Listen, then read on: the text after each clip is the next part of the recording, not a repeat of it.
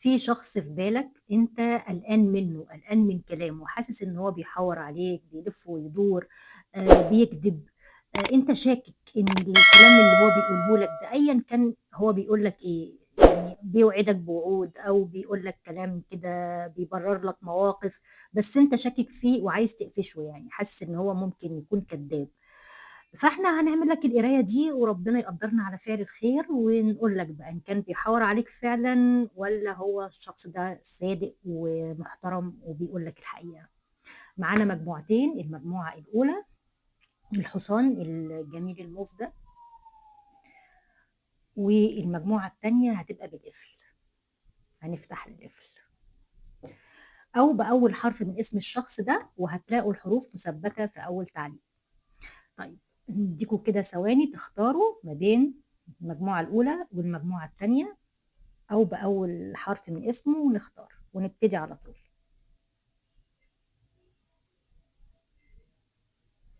ماشي، هنبتدي باللي اختاره المجموعة الأولى، الحصان. نحط الحصان هنا ونشوف كده، بسم الله الرحمن الرحيم. الشخص ده هل صادق معاكم ولا بيكذب؟ بيقول الصراحة ولا بيحور عليكم؟ أول حاجة بناخد طاقتكم انتم وطاقة الشخص ده وطاقة العلاقة ما بينكم دلوقتي.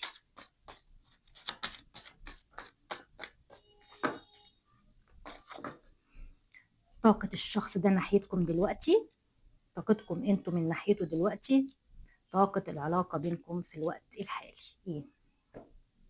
العلاقة دي شكلها كده مقفولة.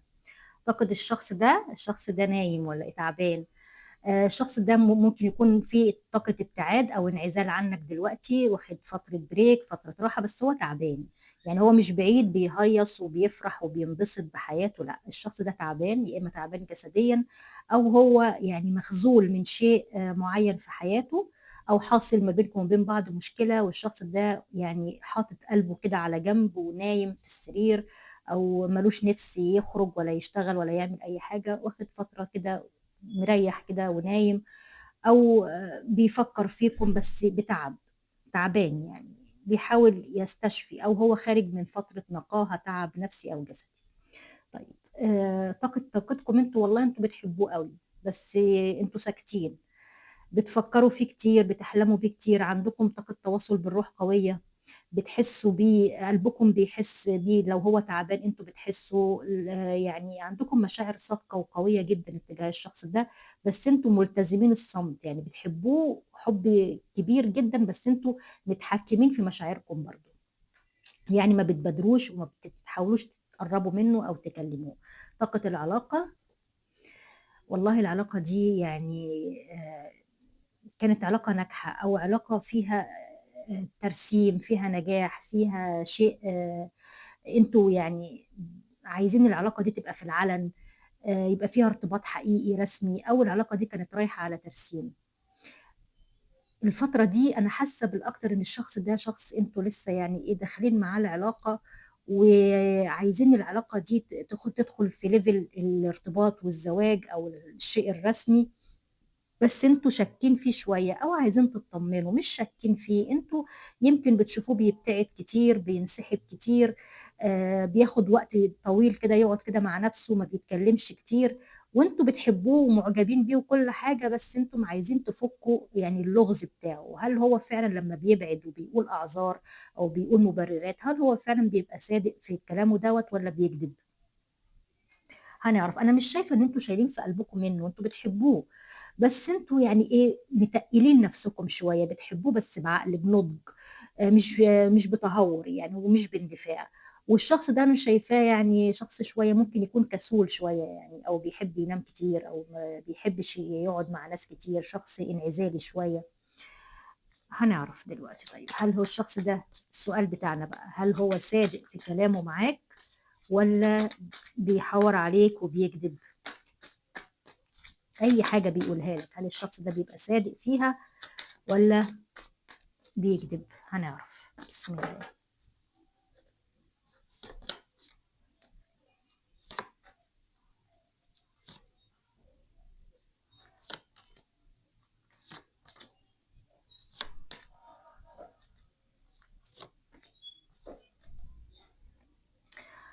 ناخد من الكروت هنا برضو نصيحة ليكم.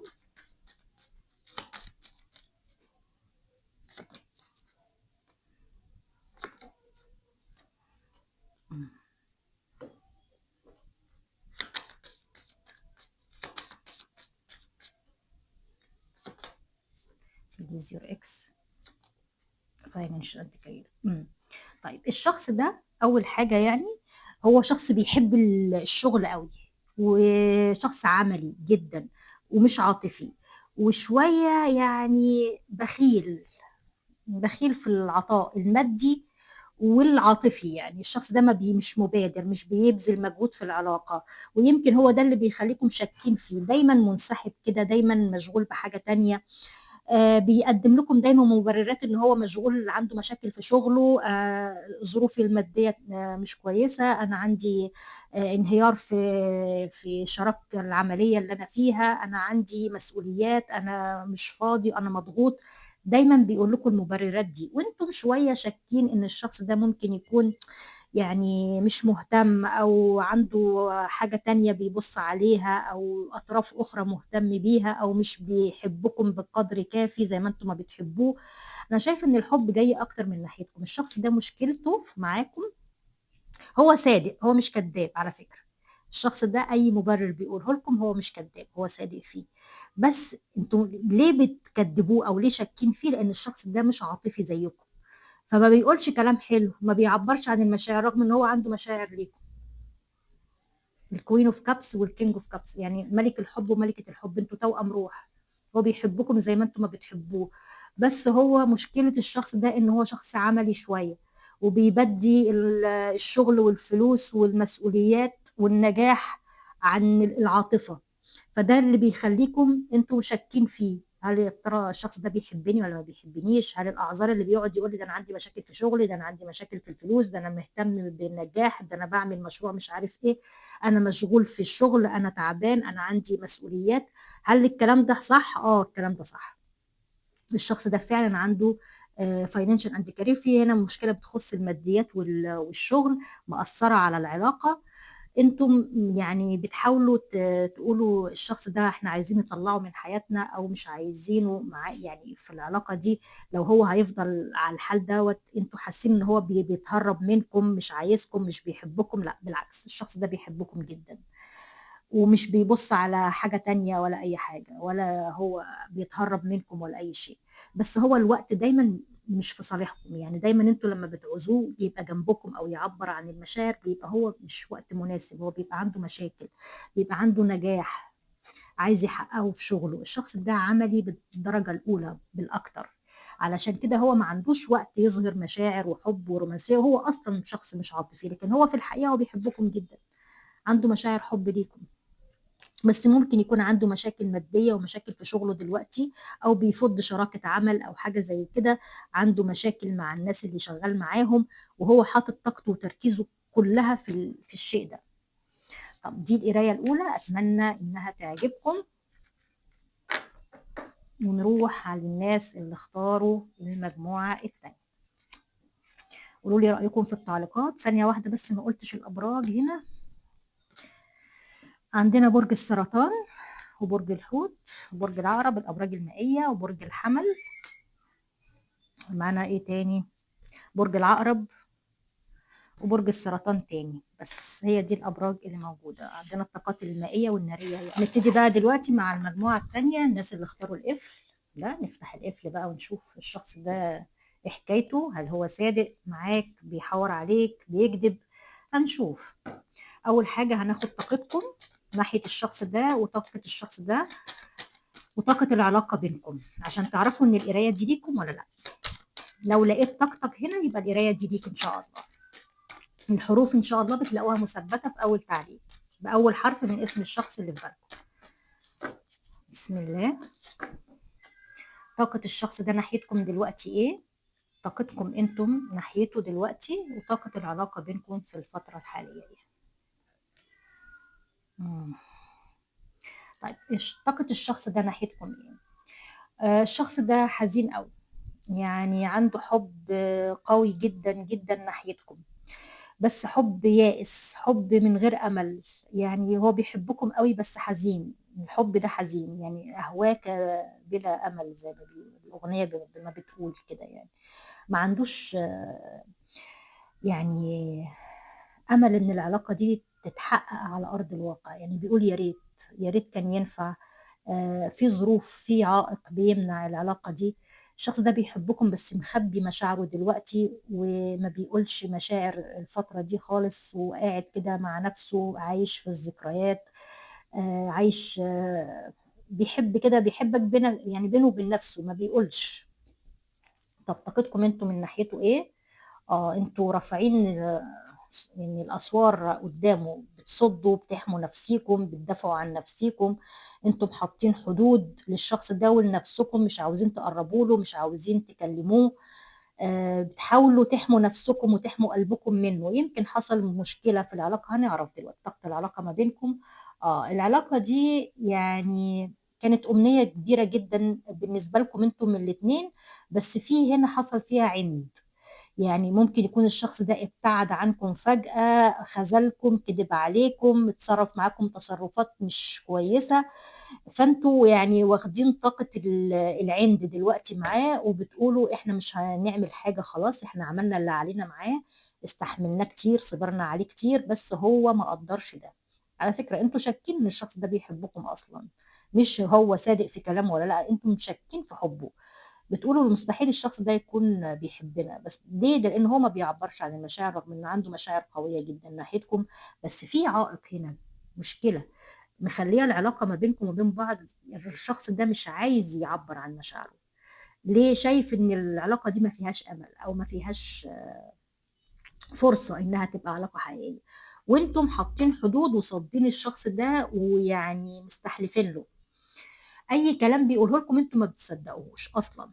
وهو عشان كده زعلان. في تطنيش حصل من الشخص ده، الشخص ده بيطنشكم كتير قبل كده، كان بيبتعد فجأة، بيختفي كده، بينعزل مع نفسه، وانتم ما بتبقوش عارفين هو عايز ايه. طيب احنا بقى هنشوف هل الشخص ده صادق في كلامه معاك. اي حاجة قالها لك هل هو صادق فيها ولا كان بيكذب عليك؟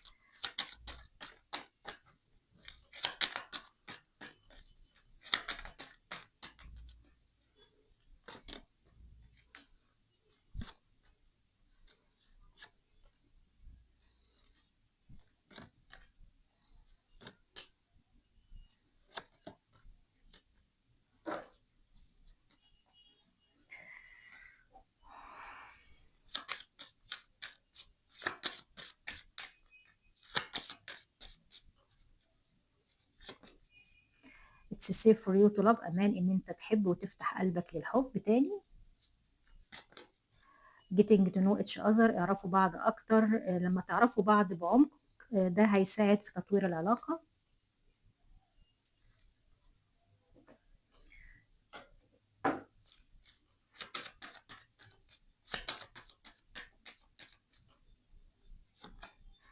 success، النجاح. unlikely، مش من المحتمل. مش من المحتمل ايه بقى؟ improving health، تحسن في الصحة. ماشي. الشخص ده هل هو صادق في كلامه معاك ولا كذاب؟ هو مش مسألة كذاب، بس الشخص ده متردد. مشكلته انه ما بيعرفش ياخد قرار، دايما ما بين ولا معاك. بسبب ايه؟ بسبب ان هو عنده التزام، في التزام في حياته. ممكن يكون الشخص ده في علاقة تانية غيرك، علاقة زواج، ارتباط، يا اما هو مختلف عنك في الديانة، في العقيدة. الاهل مثلا مش موافقين.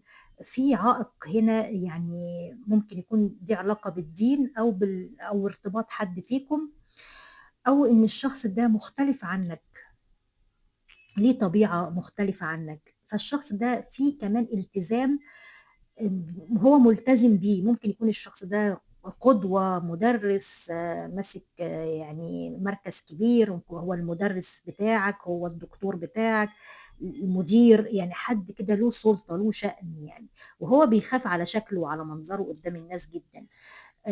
ممكن تكون العلاقة بينكم وبين بعض دي علاقة يعني مش متاحة أو ما ينفعش تظهر للعلن، أو في اختلافات في السن ما بينكم، أو زي ما قلت كده اختلافات في الشعب أو في الديانة أو حاجة، أو ارتباط حد فيكم. في هنا مشكلة مخلية الشخص ده كاتم مشاعره جواه ومش قادر يطلعها، رغم ان هو عنده مشاعر حب قوية تجاهكم، بس هو كمان في عنده التزام بيمنعه انه يطلع المشاعر دي، وهو خايف على الالتزام اللي عنده ده، وخايف على مشاعره، وحاسس ان هو في ورطة كبيرة ما بين ان هو حبك وما بين الالتزام اللي عنده ده. في حاجات كتير في حياة الشخص ده انت ما تعرفهاش. علشان كده هو مش مسألة بقى صادق في كلامه ولا لأ، هو بيبقى عايز يبقى صادق معاك وعايز يقرب منك وعاوز يبقى معاك، بس دايما بتحصل لخبطة كل ما بتتقابلوا وترجعوا لبعض وتتكلموا وتبقى العلاقة خلاص بقى هتستقر ودنيتها تبقى كويسة، يحصل انفجار، يحصل صدمة، الشخص ده يصدمك فيه. عشان كده انت في الطاقة دي، انتوا في الطاقة بتاعت ان انتوا كل واحد فيكم دلوقتي رافع السور بتاعه وبيحمي نفسه، بيقول له لا انا حاطط لك حد وكفاية بقى عليك كده، انت تعبتني بما فيه الكفاية وانا لازم احمي نفسي ولازم احمي قلبي. انتوا في طاقة الدفاع دي، لان انتوا اتخذلتوا واتصدمتوا من الشخص ده كتير، كل ما بترجعوا والدنيا تبقى كويسة تحصل صدمة، الشخص ده يصدمكم، يهرب، يختفي، يوعدك وعود وما ينفذهاش. فانت عشان كده بتقول يا ترى الشخص ده صادق في كلامه اللي بيقوله لي ولا هو بيكذب عليا. ممكن يكون الشخص دوت في يعني مش حاسس بالامان، او انت مش حاسس بالامان معاه، هو ما كانش صريح معاك، مش مسألة كذاب، هو مش صريح.